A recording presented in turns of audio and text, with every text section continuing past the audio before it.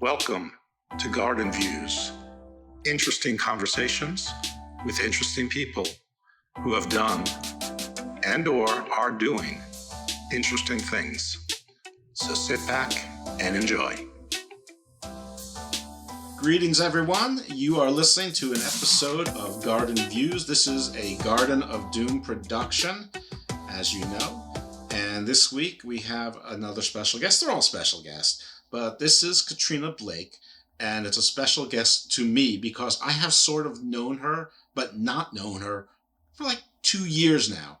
And our paths have crossed, and we've always sort of just missed each other, but we've always sort of stayed in touch. It's like a strange little story, but maybe we'll get into it, but it's the most boring part of it. The point is, Katrina has turned a hobby into what looks to be a career that is on the cusp of something that may be turning into, a celebrity type career. Maybe, who knows? We'll see. She may be on the cusp, but if not, she's living part of her dream, and it's really, really cool to say. And I thought it'd be an interesting story to tell. So, Katrina Blake, thank you very much for coming into Garden View and talking to us. Thank you for having me. All right. Now, why don't you introduce yourself and tell people a little bit about you, and then we'll talk obviously about some of your projects. So I'm Katrina. I do many things. I'm a writer, I guess, firstly, because I do that as like my day job stuff, and then I also write for a few websites with like wrestling and horror related things, since I'm a big horror fan. And then I do a couple of shows where I kind of host. I do hosting gigs and stuff, and then more recently just started doing like backstage interviewing with an indie promotion from Jersey, which is pretty awesome. And then I also have my YouTube channel, which is a mix of like nerdy stuff, but also I interview wrestlers on there as well. Yeah. So I knew her from Unpopular Review, and most of you who listen to this show probably also listen to Garden of Doom. If you don't, check that out, because that's my flagship show, I guess you could say. Or you know me from Hammerlock Hangover. And if you're not listening to that and you like wrestling, you should. But Unpopular Review is a streaming service that covers both wrestling and entertainment. I was on the wrestling side.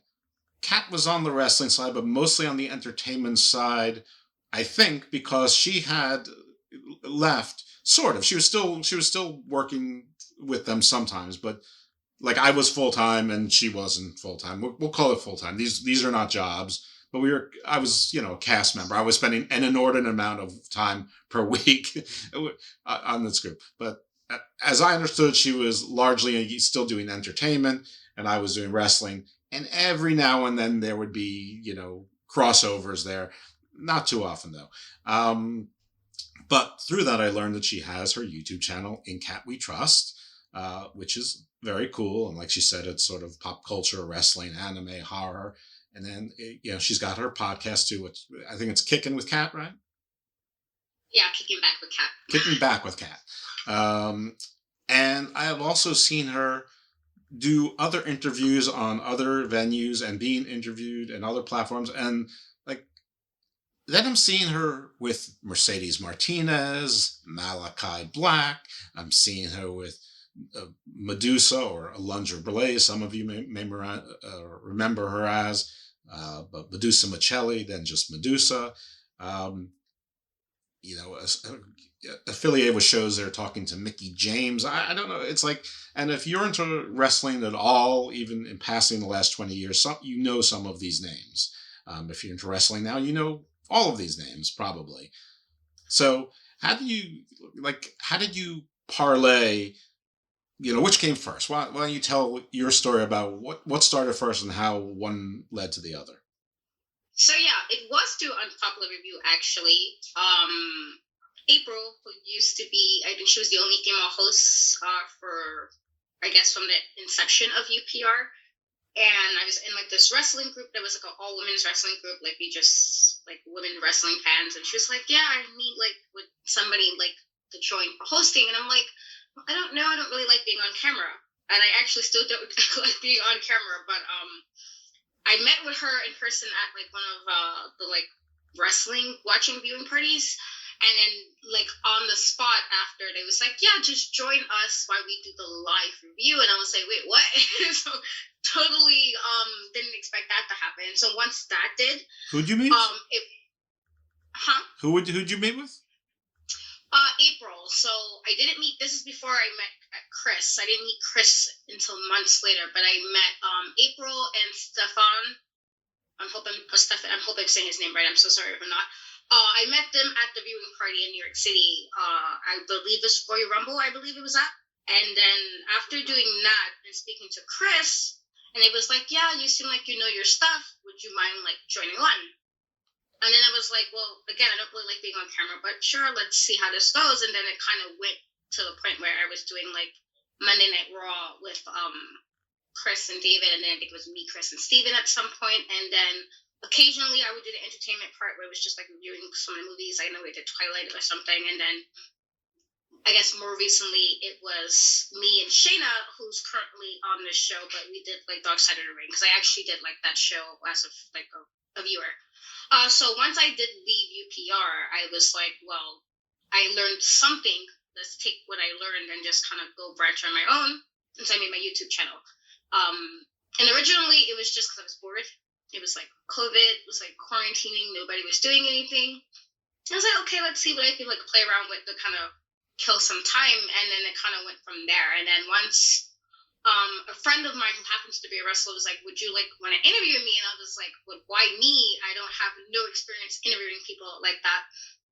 And it went really well to the point that once I did that interview with him, I had Primal Fear, who was with Ring of Honor.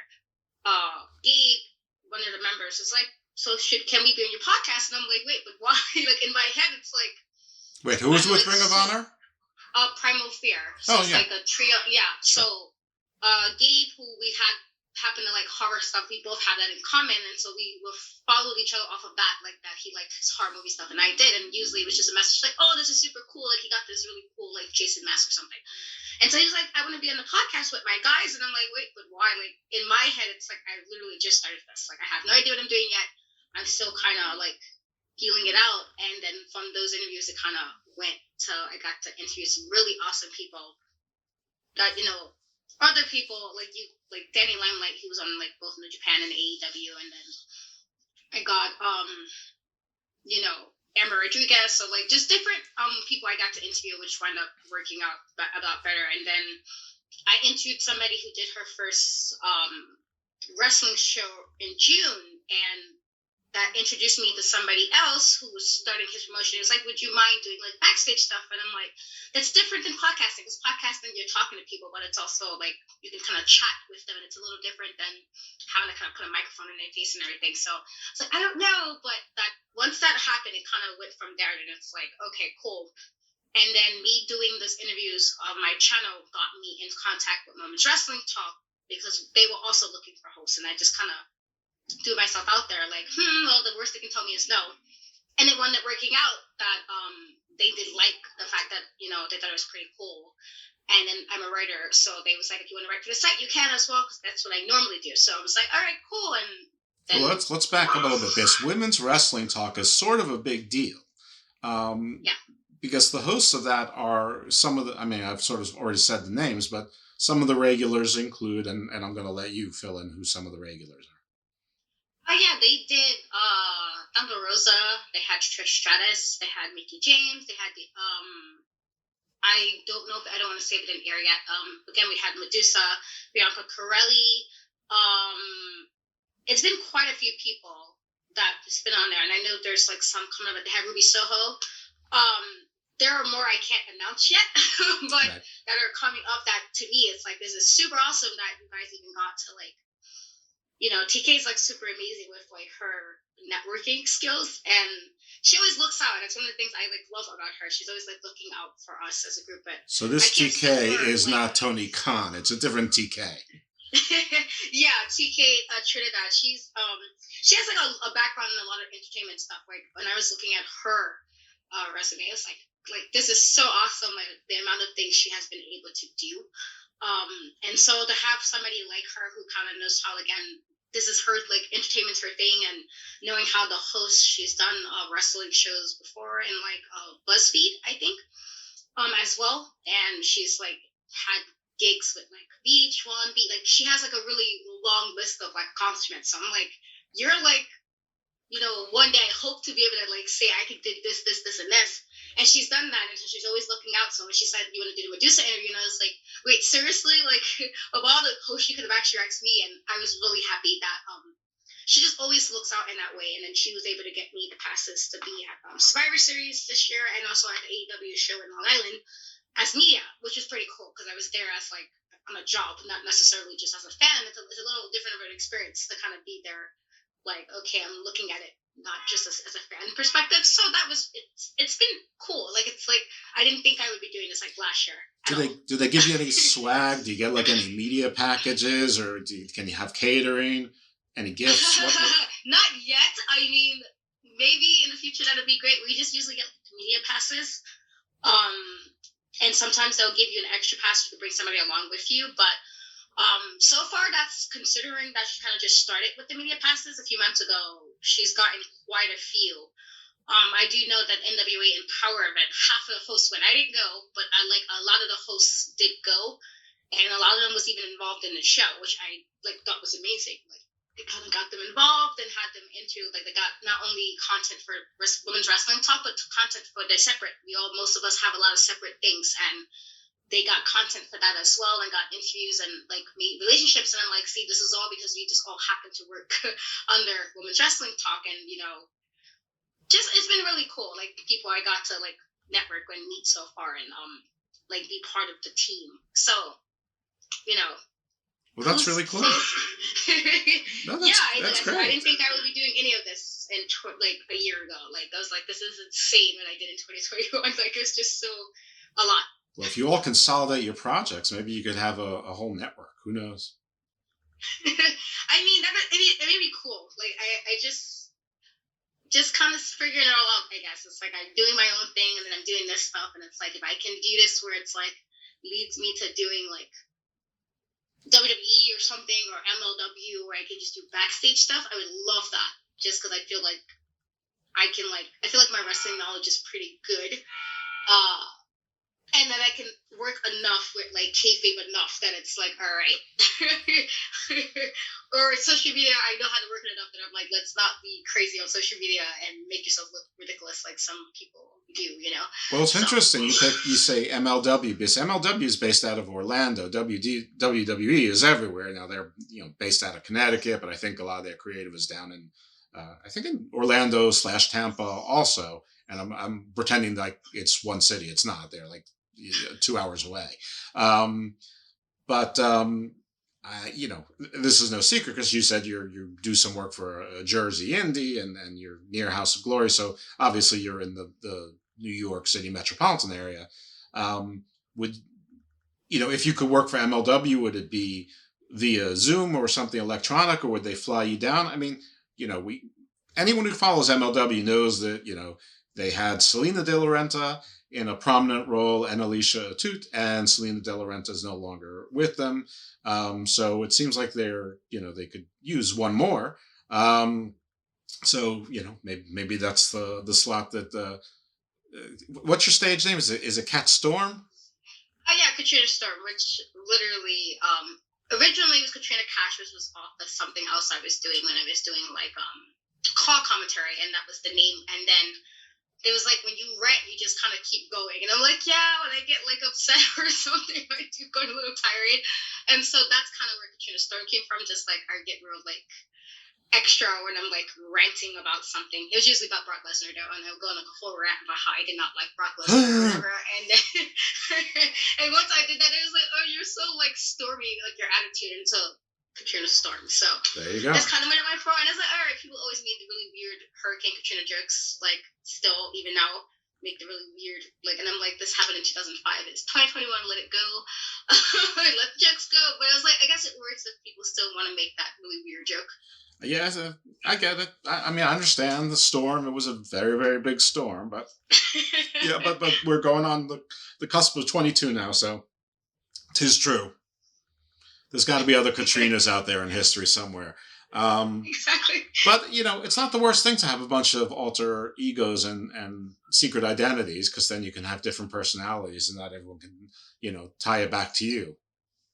I feel like I'm mostly how I am. Like, if I'm really excited about something, that will show that I'm excited about it. If I'm like annoyed by something, it shows that I'm annoyed. I have like no poker face, so it's like usually what I'm feeling is kind of on my face. So I'm like, that's probably like, I don't know if I could do like a weird personality, like unless I'm playing maybe a heelish character, because I do talk a lot of shit about stuff, and I'm like, yeah, I can probably hurt feelings if I need to, I guess. But as far as like, I don't know, I feel like for the most part, what I give is how I am as a person. Okay, that's very cool. So Primal Fear worked or works for Ring of Honor, depending on what you believe coming out of Ring of Honor. As we are recording today, Ring of Honor it's on hiatus. It's ceased operations. Its last show was Final Battle. A lot of people know that I was at Final Battle with La Sicaria and Juventud Sicario. And, basically they said any contracts that are, in effect are in effect till the 31st. And then, you're free to go. But if you get work before that, you're free to go as well. And some people took them up on that, et cetera, et cetera. But as of January 1st, they're ceasing operations, but they say they're coming back in April. And there's a lot of skepticism in the air about that. But Joe Koff, who is, I guess, their CEO or COO or, whatever their day-to-day administrator, under Sinclair, has said, no, we really are coming back. I know nobody believes me, but we really are. Have you talked to Primal Fear about this and what they think? And if you say no after all that, I just asked a long question for a very short answer. Actually, I haven't. There's a few people I do know that was under Ring of Honor, and I just felt like if I ever ask, it will probably be a little later on. I feel like it's really fresh right now. And I get like everybody wants to have like the inside scoop, but it's like because I feel like some of them I consider them friends, and it's just like I don't want to be that person. It's like let me like. This might be an issue for you trying to figure out what the next step is. And I'm sitting here trying to get like some insight on it. So I feel like if I ask them at any point, it'll probably be sometime next year, just like, but from what I know, they're still like doing shows and stuff, outside of Ring of Honor. And I do hope that if it's not Ring of Honor, it's someplace else. I think they're really, well, they're a trio. And there's not that many trios in wrestling. It's usually a tag team or a solo, but they're like a 3-man, unit. And they work very well together, so it'll be great to see them somewhere else. I'm kind of sad I didn't get to see them in person after knowing them, because I did see them, I think, way before, like, I did anything wrestling related at a show in the Manhattan Center in New York City, I think 2019. And I didn't realize that I saw them already until I was like, oh, I was at this show. Like, I was here, but I really didn't, like, I didn't remember it because I was actually there for somebody else that I was, like, a really big fan of. So I was like, who knew that I actually did meet you guys, and then wind up interviewing you guys like a year later, and then the year after that. So, it would be nice to kind of see them again in person at a show, knowing now that I know them. But wherever they end up, I just hope, it's where they can kind of show up. Sorry about that. New York City. Right.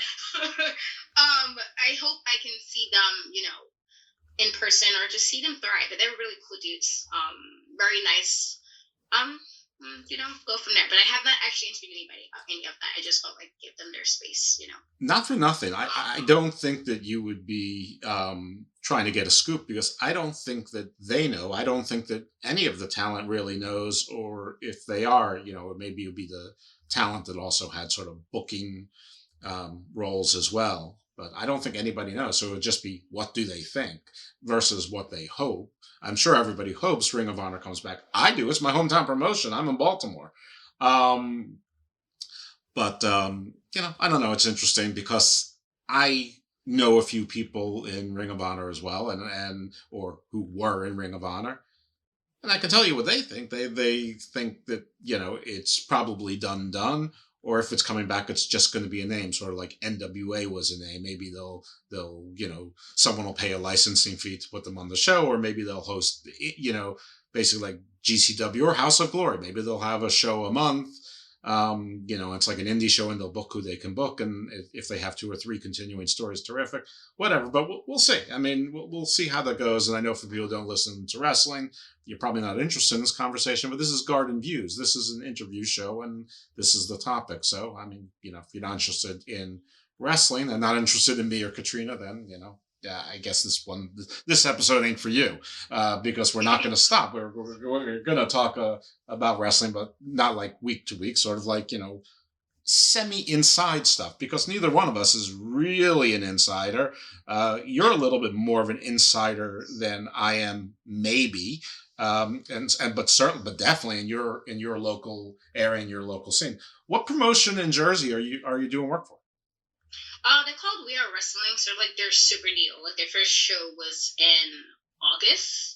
And it was really cool. Like the first time there was a bit of a camera issue, but then the second time when I like looked at all the clips, I did 25 interviews and I was like, holy crap, I didn't realize like at the time that it was so much, because I felt like we was working kind of straight through all of that, and it was like a long day. We got out of there after 11. It was late. But like everybody was really nice, because I was like, this is actually like me doing this. I'm new, and everybody was really nice. I got to interview O'Shea Edwards, who was also on Ring of Honor, and he was really, really, really like nice. And there was quite a few people. Big man. And Mercedes was at that one as well. And there was a few people who I've seen on the NBC for a long time. And it's like, oh, I get to interview you as like, backstage. This is different. And then Leroy Green, who's also like indie.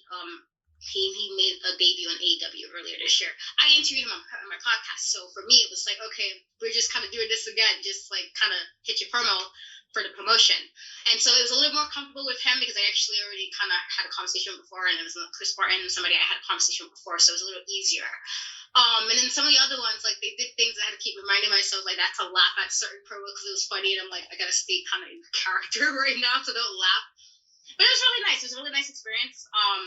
Everybody was really, kind and like really helpful and really welcoming, and that was cool, considering, sometimes there's a little bad in wrestling, and everybody is not always on the up and up. So it was just nice to be in a locker room full of people who like everybody just seemed very kind and considerate, and nobody was like with like really crazy egos or anything like that. Yeah, I compare wrestling a lot to the music industry. It's sort of like a giant pyramid. And there's like a lot of local bands and, and local artists and all of the things that you attribute with that. And some make it big and some make it, sort of make it up and down. Some make it big enough that, but they're not so big that they still do the local stuff.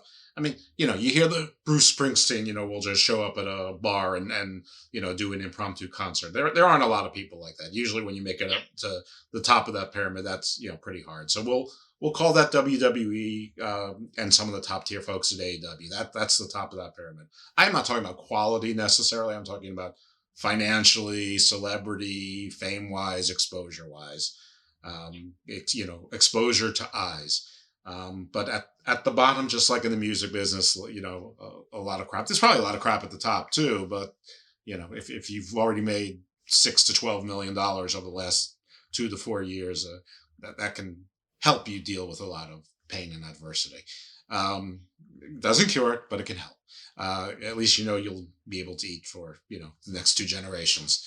Anyway, so do you know Reverend Mike Ortiz?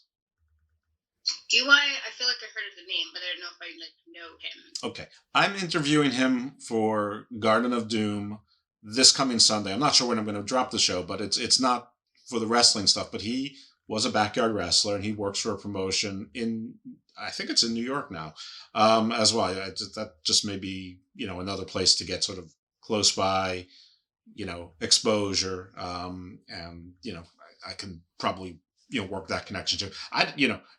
They are not a big, operation either, but, it's just exposure. It's just connections. And, you never know who's going to be the young buck, that in 15 years ends up starting a promotion. But yeah, actually, I'm talking to him about his reverend status and the church that he's with and the sect, because it's I'm not gonna say it's unusual. I'm gonna say it is an uncommon version. He describes it almost as puritanical Christian, which I really need to explore, the wrestling thing and the puritanical, that in and of itself just, it seems interesting. Anyway, so you start with UPR, you work that into your YouTube channel, you start doing some writing, you reached out to Women's Wrestling Talk, and lo and behold, they responded to you. And from there, a lot of doors have seemed to be open. Recently, you were posting, I call it your red carpet dress. It was like, you were on the E Network, and you were, taking photos with celebrities, and it looks like you were interviewing them. Is that the 25 interview nights? No, so that was at the We Are Wrestling show in December, where it was just like he wanted all the promos, and so I interviewed everybody on the card. And so when I looked at, I was like, oh, I really did this. It didn't seem like I did, but and why I didn't get as much questions, as it was mostly for the wrestler to kind of do their promos and stuff. It was still like to do that, like to that level, was pretty like cool, because I'd never done that. So that was cool.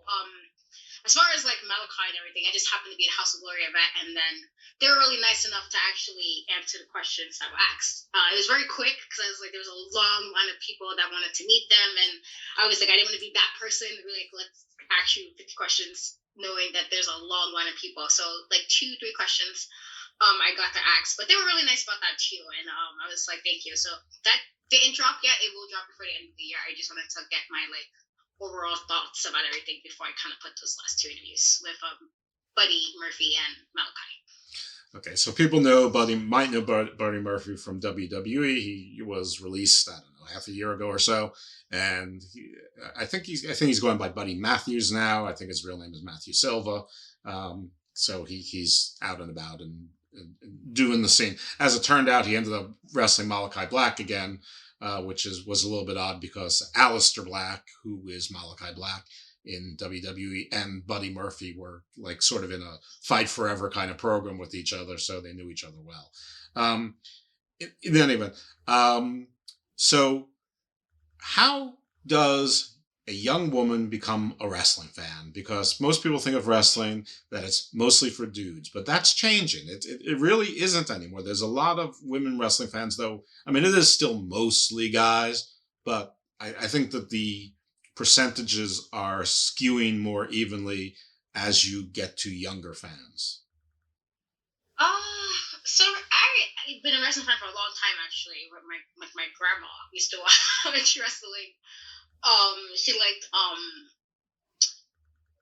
Ultimate Warrior. She liked Macho Man, Randy Savage. She always liked that the characters was a bit like larger than life to her. So I used to watch it with my grandma, and then me and my twin brother used to watch it with my grandma. And then like my mom would watch it occasionally, but she wasn't like how my grandmother was. And then the first time I saw Shawn Michaels, for me, I was like, okay, like he's kind of entertaining, and I like that he was entertaining, and it helped that he was like nice to look at, and I was like, okay, so they're like, that's kind of where it started. But then like as far as where I like watched it kind of hardcore, where it was like I had to watch everything WWE produced, or was probably when like the Hardy Boys debuted, and I was still very big Jeff Hardy fan, and they were the ones that I was like, okay, now it's kind of obsessive, where I'm like watching everything they're on and buying the VHSs and every magazine that they're on.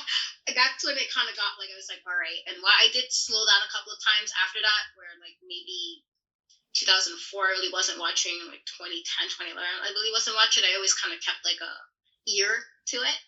So I got back into it again, like 2018 or so. I was like, okay, let me start watching again. And then, so I've been a fan for a long time, probably since before like maybe 7 or so. Now we don't want to get your age here. But yeah, it was definitely before the age of 10 when I started watching wrestling. So for me, it's been a long time. Kind of just, there was a couple of times it got a little slow. I didn't really pay attention to it too much, or I didn't really like what was happening. So I didn't really watch it. Because I go back to ABC's Worldwide or Sports, a Wild World. I don't even remember the name, but it was the Thrill of Victory, the Agony of Defeat, and I remember they had Andre the Giant facing like a Japanese wrestler or something, or and I think like Muhammad Ali fought Antonio Inoki, and they carried that on that at some point. So I'm going back to like the early 70s. So I'm probably like 4 or 5 Now, that doesn't mean I was a fan. It just means I was exposed to it. But it wasn't that much longer that I stumbled upon Rocky Johnson, Tony Atlas, and Don Morocco, and Jimmy Snuka, and saw. I'm like, oh my God, these are like superheroes from comic books, and I've been hooked. So, you can talk about your long time, but this curse, and it is a curse, has plagued me for over 4 decades.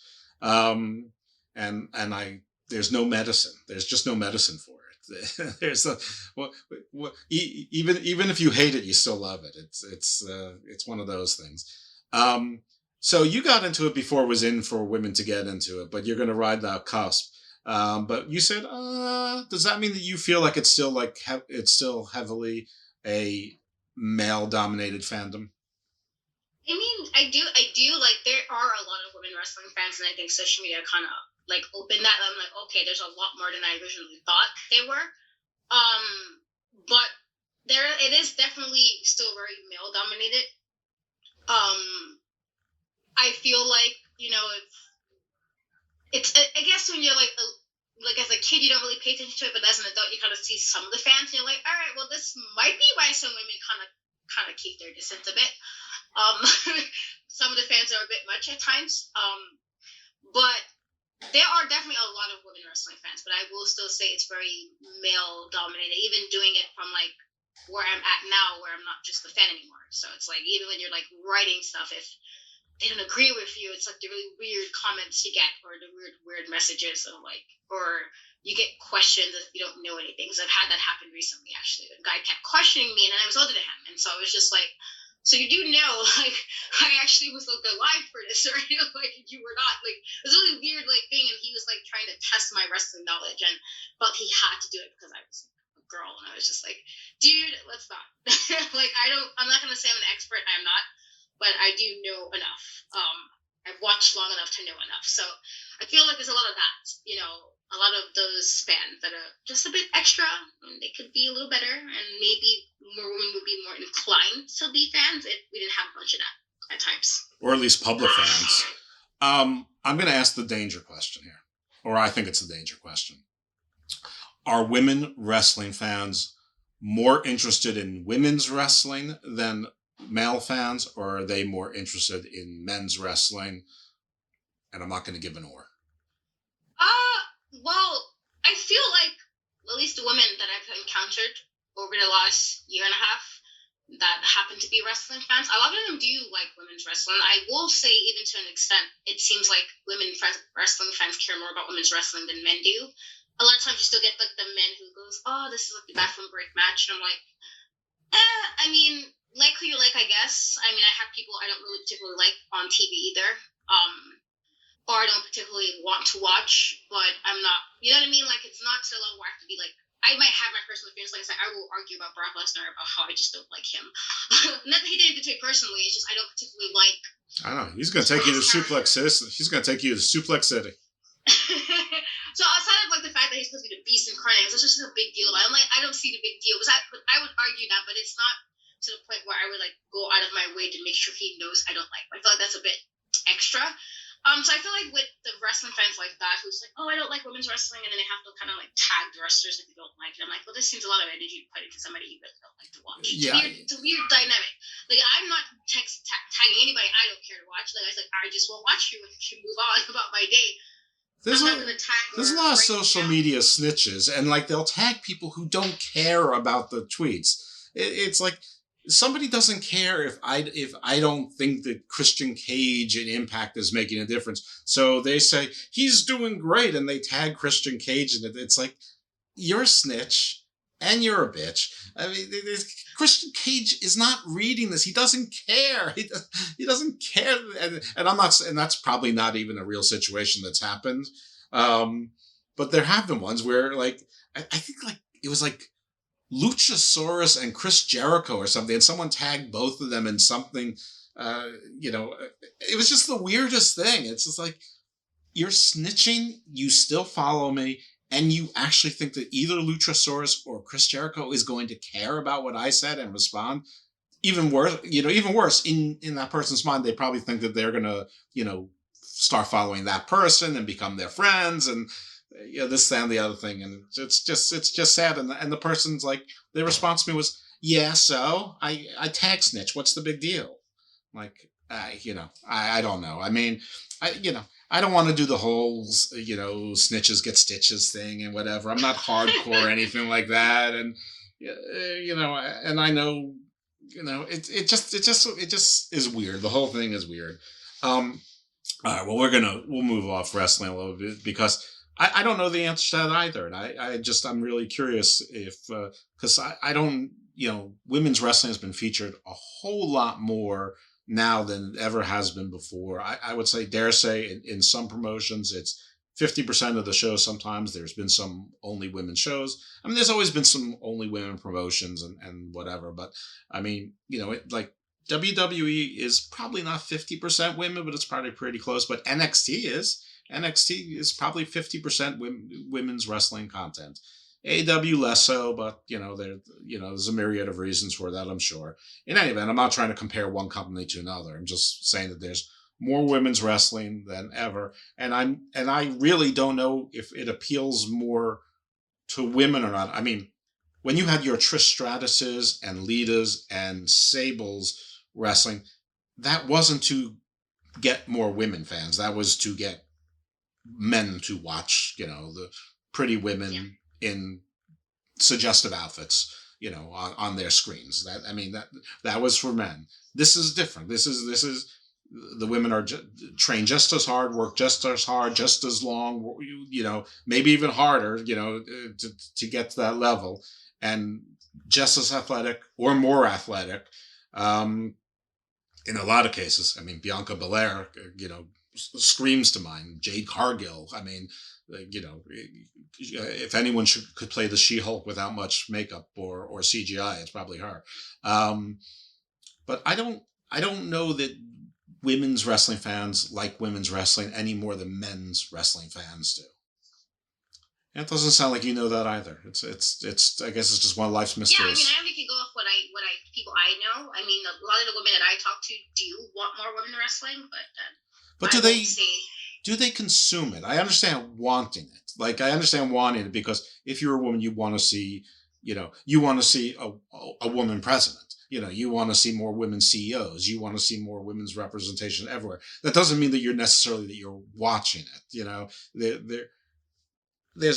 There might be a slim line there or maybe a thick line there. And again, listen, you're not forced to speak for 50% of the population out there.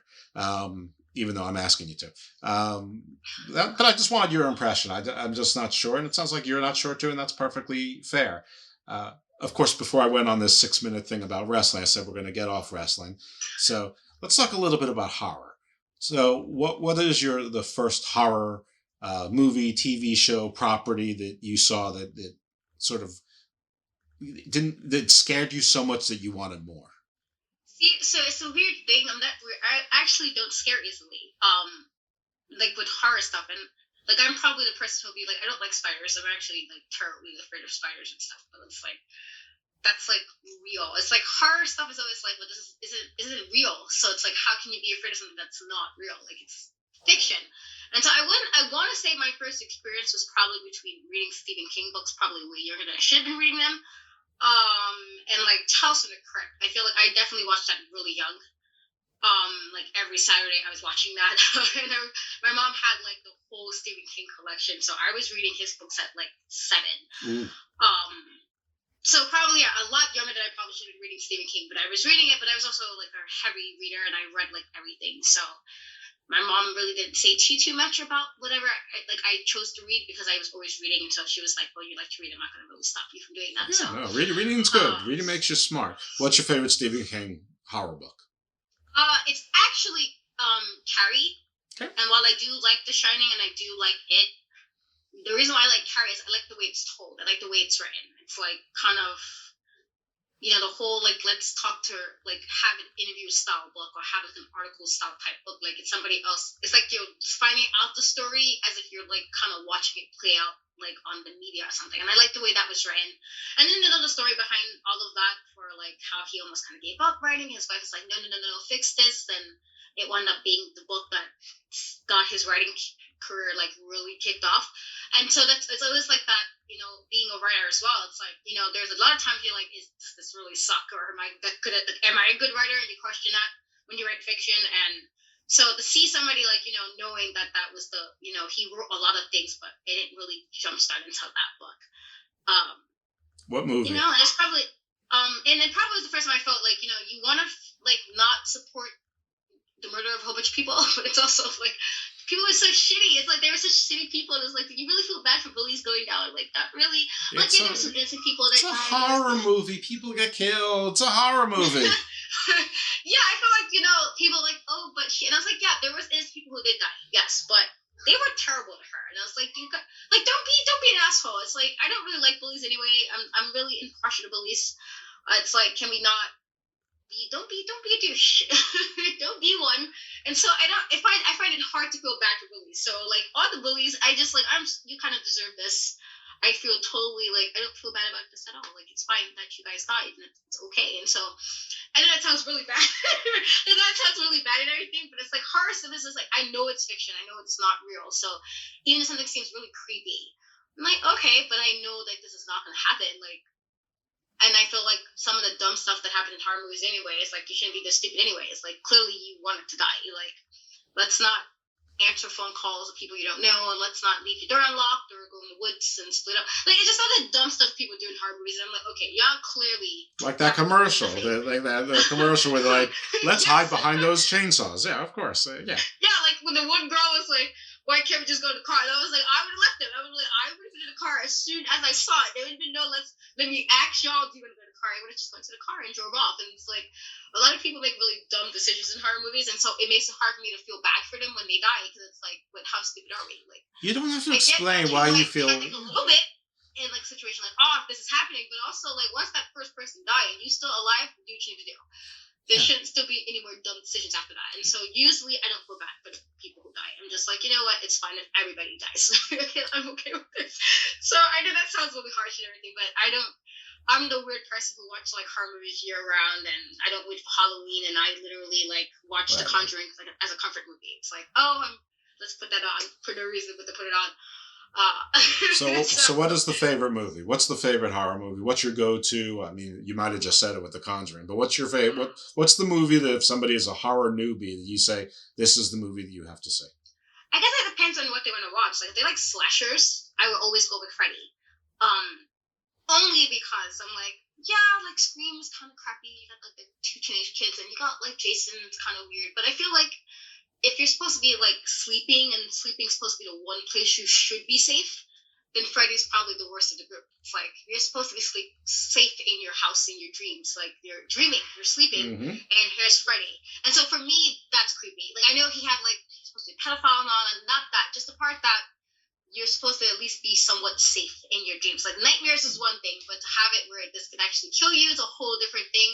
And so for me, that's a little creepy, and I feel like if we're going to slashers, I always go with Freddy. If we're going like paranormal, because that's actually more of my vibe, I like paranormal type things, just because I feel like it's even more creepy when you can't really see a threat.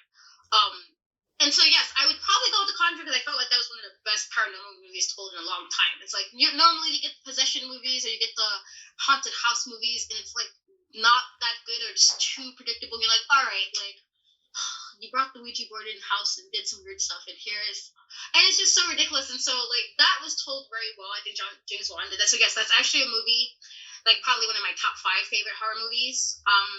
Well, let's do top 5. Conjuring is one. I don't know if I like Insidious, and I think it was also very different. Like, not a haunted house, but like the child is haunted. I'm like, okay, that's different. Like, having the kid itself, like the child itself be haunted. Right, not a place, but a person. Yeah, and so it's like, it's not like necessarily like, oh, it's the house that you bought, a weird house, or like you was on some graveyard and you bought the house. Like, nothing like that. Like, oh, this child just happened to have an ability that made him haunted. It's like, now ghosts kept coming. And so that, to me, that was different. And so I liked that. I want to say I liked the new spin on it, only because a lot of it was a lot more close to the book. There were things that were changed. I didn't really like the changes necessarily, but that's more so me being a Stephen King fan. It's like, I get real funny about them changing his parts.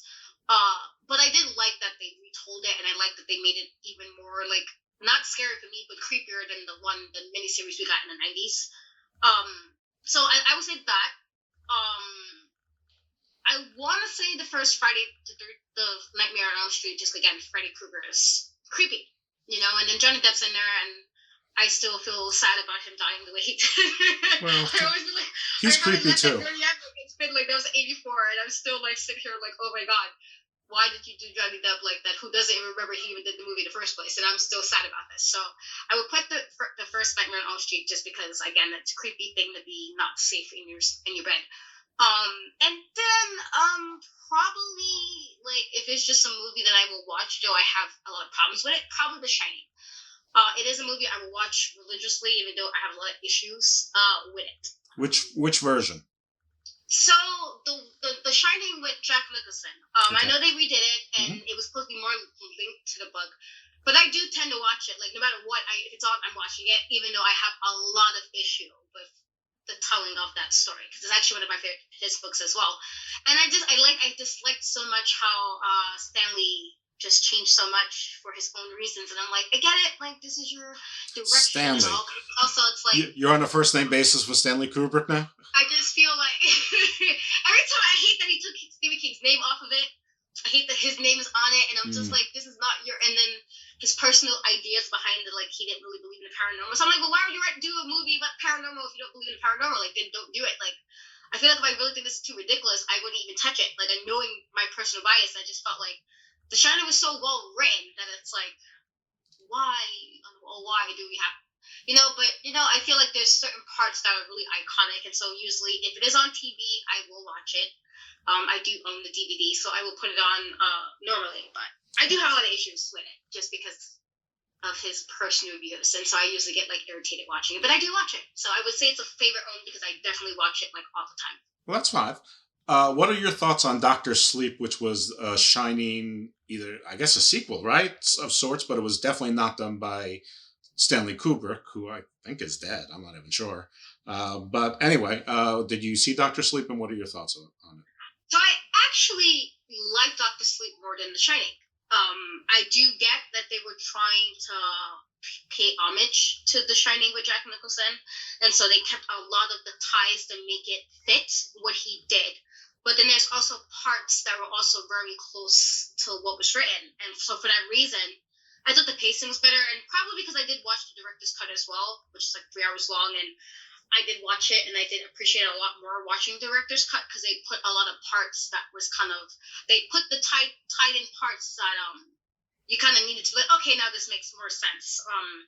Yeah, they changed parts of the story, like with the girl Abba, they changed that and everything, but I think even with the material he had, and then again, them trying to kind of keep it in line with the original Shining we got, because that's the one that everybody knows. I thought they did well. I actually like the pacing a lot better than, The Shining. So that's actually something I've actually watched probably most of December.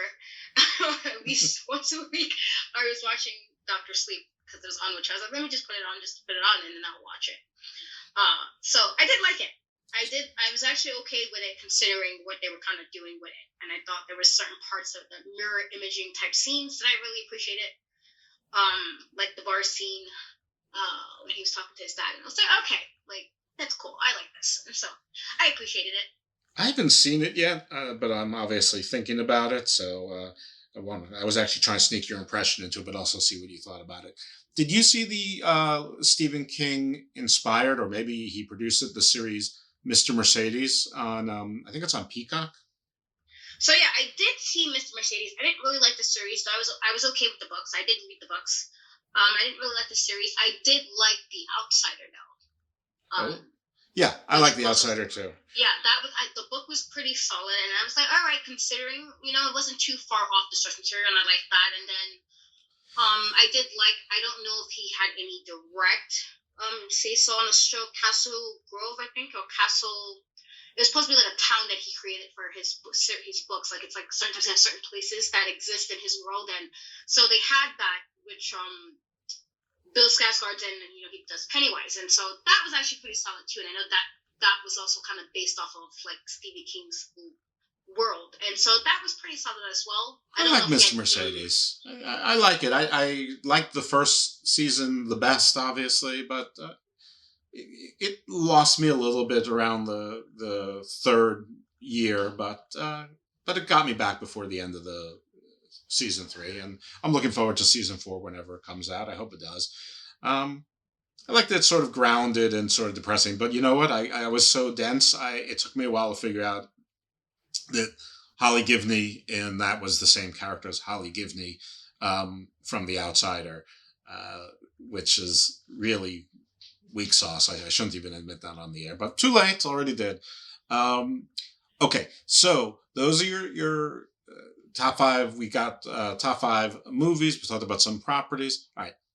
Anime is another thing that you really love. I know that we were talking about trying to do a show on that together, but we never really got our stuff together, and that we really couldn't find that third person to, with the old school expertise on it, because I don't have that, and you're more new school.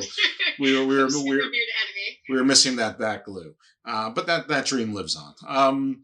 In any event, what are your top 5 anime that, it doesn't have to be now, but let's just say the last 5 years. Like if you were to tell someone that there's 5 things that you need to watch so that you will fall in love with anime like you do, what are they? And why are none of them the karate schoolgirls who their clothes always rip where their boobs are, but somehow they can fight giant robot monsters in the sea? It's like a weird thing because like I did like Sailor Moon growing up, and I didn't realize that was considered anime. But I watched it like every morning before school. It would be on TV, and like on get ready for school, it was on my TV, and I used to watch it. I loved Which Sailor show? Moon. Sailor Moon. Like apparently they consider that like anime, and I didn't realize it as a kid. I was just like, oh, this is a cool cartoon with like girls like fighting monsters and stuff, and Mercury was smart, and I was like, oh, I'm smart. Like I like always seeing that character that's like really smart, because it's like it's good to see the smart characters get some shine, and so I like that. But like as I got older, it's good to hear that you thought you were smart even as a kid. That's good. Yeah, like I mean, I always was the kid with like the good grades. I was always really funny about my grades, and like got like really upset with myself if I didn't get a certain grade I knew I could get, or I like questioned my gut on things. And I'm like, oh, I was right the first time, and I used to get myself like really upset about that. So I was that. So it's the way she's kind of like that, very similar to that, kind of like Hermione is in Harry Potter. It's just like her grades was super important. I was like, that was me, like super in the library all the time. I was always in the library reading books and like worried about grades, and to the point where like my mom didn't even check my report card after a while. It was just like I know you did well, so I don't need to look at it. And I was like, well, if I ever failed, would you have known? And she's like, I would have known because I know how you are. But it's like she, to the point, even stopped doing all of that because she was like, I already know they're going to tell me the same thing they've told me for the last few years about you do your schoolwork and you're a good kid. And so it was nice to kind of see that. Like, it's always nice to see that one character that's super smart. But I'm pretty new into anime. I want to say the very first anime that I really liked was probably in like 2007, where I watched Death Note. And I really liked, I except for like towards the end, they kind of messed me up there, and I was just like, all right, you ruined it. But I did really like the premise of what Death Note was, and I thought that was pretty cool. And then I also watched like same year Claymore, which was like an all women anime, and I thought that was cool that there was just like these really badass like women warriors who they weren't like showing anything; they were actually very covered up, and so it was like mostly all skill. And so I thought that was cool. It was like while it was like half monster, half human, they were also very covered up. And so literally you based it off how good they were, how good like fighters they were, and that it was nothing like how a lot of animes is, where like this woman got like this tight bra thing happening. I'm like, well, how are we doing all this and this? Like I would have messed this up trying to run across the street. This would have popped if this was me, and I'm not even like busty like this. But okay, guys. I mean, I guess. Well, you're not half monster. If you were half monster, you would have better, I don't know, equipment. So it wasn't that. I like that it was they were just in like had they swords, and they was just based off skill, and so I thought that was pretty cool. And so that's actually one of my favorite. And then like 2019 was a big long break until like 2019. Okay. And while I know about Dragon Ball Z because my brothers watched that, and like Pokemon, my brothers watched that. Let's ignore Pokemon and Dragon Ball Z. I don't get either of those things. I don't think I ever. That's totally fine with me because I hated those. But I didn't know because brothers watched it religiously, and they used to fight about that all the time. So I was aware of it, but I didn't like it. I didn't really watch it. And then there's a long break into 2019 when I was introduced to Naruto, and loved that from like the very first episode. I was like, oh my god, I was so invested. Once I get invested, that's usually it. You know who loves Naruto? Your friend O'Shea Edwards. That's awesome. That's so awesome. All of Shane Taylor Promotions, all of those guys love anime. Yes, that's like. Are you anyone? You should reach out to them, and you should do a podcast with them or a YouTube show with them on anime, because I think that they would say yes to you on that. I did my first sports interview, by the way, with Shane Taylor Promotions, but it was all 5 of them and me, and it was my first interview, so I was already a little bit nervous, and I'm sort of a Shane Taylor mark, so I was a little bit starstruck, and it was my first. And it was 5 people, and it's very hard to navigate 5 people at once. And I was really nervous, and that's not usually me. And like I've done other interviews since with other people that, Mark Merrow, Nikita Koloff, Silas, and definitely big fans of them as well. But one-on-one, it was just easier. I'm actually a pretty easy guy to talk to, or I'm a pretty easy guy to talk to someone else. I don't normally get starstruck, so I don't know if I was starstruck. I was just worried because it was my first, or that there was just 5 people at once, and you're trying to figure out people's personalities, but they have different personalities, and I don't know. Anyway, I think that you'd have fun though because towards the end we stumbled onto anime, and they started arguing about the anime, and you could tell all sudden it wasn't an interview. They were having fun talking to each other, and if I was to start it over, I would start it over, right there. But that's not how interviews work when it was booked through the Ring of Honor PR guy and all that other stuff. So anyway, all right. So Naruto, that's number 3. Before I cut you off, I don't know if there's anything you want to tell us about Naruto. If you want to move on to your next 2. I'm saying next 2, not top 2, because I'm not trying to put the pressure on you to put them in order of preference. Just 5 that you love. That's probably one of my favorites, Naruto, and I love Kakashi, again, who's a reader also, and I was like, you're kicking like a bunch of ass and you're reading, and that's super awesome to me. So it's like, how are you doing all this reading a book? To me, that was like amazing. And so like him, literally, that's why he's like on my wall, and it's literally on my wall. Indeed.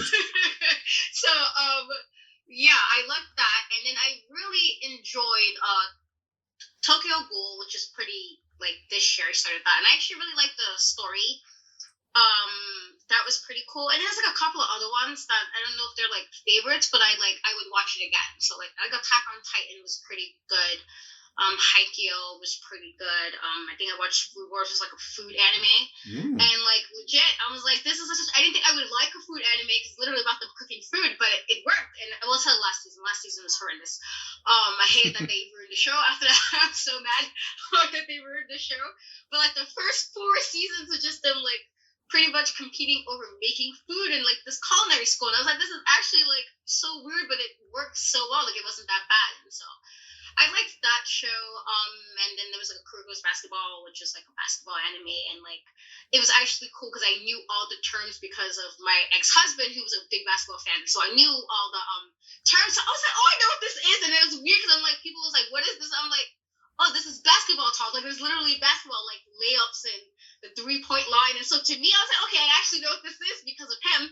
So I can enjoy it even more. And I have to sit here and like, wait, what does this mean? What is this? And I actually knew it already. So that was cool because I already had that knowledge that it was actually a very enjoyable anime. Because I was like, you guys kind of overdid the extra with some of the parts, like when he did like the 6-man. And I'm like, it's just the 6-man, but they made it like such a big deal. Like when he did the 3-point, and then he did like a little crossover, and I'm like, you mean like I was sitting here crossover people all the time?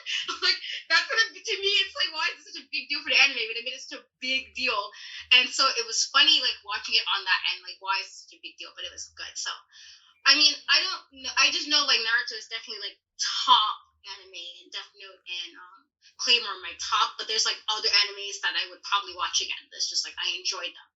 So still kind of, working new animes now to see what I can watch next, but I haven't found anything yet. Okay, but none of them involve monsters or giant robots fighting Japanese karate women in Catholic schoolgirl outfits. No, I don't even know. No, I actually haven't watched any more like all women anime probably since Claymore. So, okay. If I can find a good one that's not focused on the women being pretty, because I know there's that anime particularly for the male fans, and I guess it's weird to me. But it's like it's all weird to me. Anime to me was like Speed Racer, Battle for the Planets, Voltron, Star Blazers, and then it sort of just took off. And I am aware of The Last Airbender. I took my kids to it when they were young, or I think only one of them, and he loved it. I hated it. I am aware of Pokemon and Dragon Ball Z, but I don't dig them. But aside from that, it's I'm just sort of aware of, basically the anime, porn they show at bachelor parties or certain things. So, and so when all these, anime exploded, and it's part of the pop culture, and everybody loves anime, and that's all I really know is sort of those two extremes, and there's this whole world of it out there that I know nothing about now. There's a ton of it on Netflix, but I'm sure that's the bottom of the barrel stuff for the most part. But anyway, it's not for me. So horror, wrestling, anime, are those your top three sort of hobby interests in life? Yeah, like outside of like my writing stuff, because I do write fiction and stuff, and like I do like a good romance book. Though horror is always my favorite. Like I like happy ever afters and all, but I do like me a good like let somebody die. Okay, let me see if I can figure out who did it. If I can figure out who's gonna like that, that's always my jam. Always has been. So definitely, like I like romance, but I do like a good horror. Like just. Oh. Okay, so where can they find your writing? Well, that's actually under K Blake, which is a pen name. And Amazon. So just typed it up and it should pop up. I believe there's only one other K Blake, and it was like a guy who wrote something about races. Is it like, K-A-Y? Yep, literally just K Blake. And my picture's on there, so it should be. There's a bunch of books I've written. Well, nobody's going to see this. They're going to hear this. So. I feel like if you see like me on YouTube or anything, then you see my Facebook. That's right. Yeah, and my picture is on there, so you should be able to find me. But yeah, and I think now my Instagram kind of now links to the writing stuff only because I'm like, okay, now people know I do write. So I'm like, just before I used to keep it very separate because I don't write under Katrina. No, now you're a brand. So now I do have it linked that okay, if you do like fiction stuff, you can just click on that and it'll take you everywhere. So it is on my Instagram and stuff. But what do you write about? I do like writing romance stuff. I do like the whole dynamic of it. I like happy ever afters, happiest for nows. So kissy face stuff. Rather with women that look like me too. So it's like you see like the romance movies always like the white people, and it's like it's nice to see How about a female wrestler who battles kaijus at night, who is being stalked by a horror killer through dating, and she only finds out that he's a horror killer accidentally, and then the battle ensues. But in that she finds a decent guy, and there is a happily ever after, but not without a monster karate kaiju kung fu magical wrestling battle. This is a lot, but romance actually encompasses a lot. Like you'd be surprised.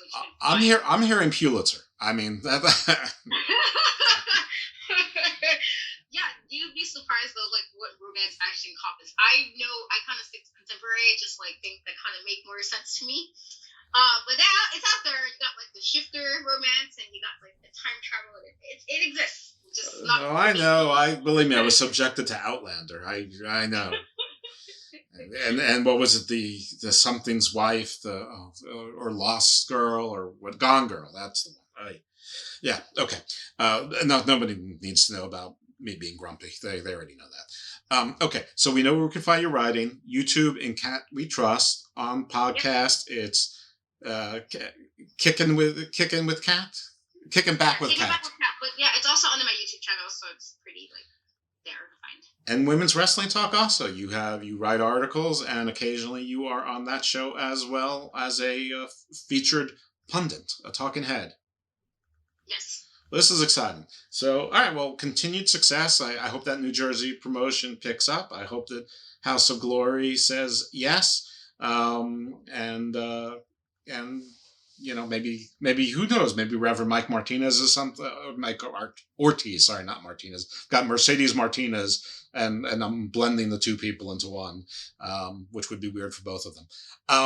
I thank you for coming on. We're going to keep in touch, and thank you. It's been fun kicking back with Kat here in The View. Well, thank you for having me. This is a fun interview. And if you break any stories, let me know second. Bobby Cruz this week last week accused me of wanting to be a dirt sheet rider, and I don't think he realized that I'm an old man, basically. And I said, I really don't want to, but I'm happy to field any offers. But, I've been sort of doing the same type of job I'm in year 29 right now, so, I'm good. Thanks. I don't think I need to be paid by the word or by the page at this point. But I'll field offers. Anyway, enough about me and Bobby Cruz. Thank you, Katrina Storm, K. Blake, Katrina Blake, all of the many names. Continued success. I can't wait to see you onward and upward. And one day this recording is going to be history, because it's going to be when you were still small enough to talk to the little people like myself. That's very kind.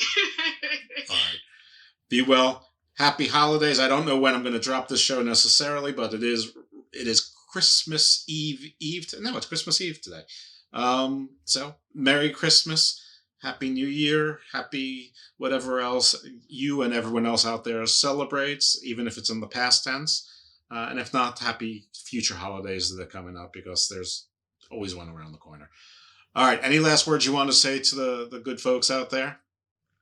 Nope, just enjoy your holidays, everybody. Be safe, please. Excellent. Everyone be safe, and don't be a douche. That's what she said. Basically. Those are good last words. Thanks for tuning in, folks. See you next time. Check out Garden of Doom. Check out Hammerlock Hangover. Thank our friends over at the PWC Network, the @Mark Media Group, the Wrestling Soup Network, and check out all the cat stuff. Thanks again. She's a 1917 Renaissance daydream, pretty face, tidy waist, hates the drama but loves the taste. All her friends hate her, all the boys want to date her. She's unavailable, they want her 'cause she's unattainable.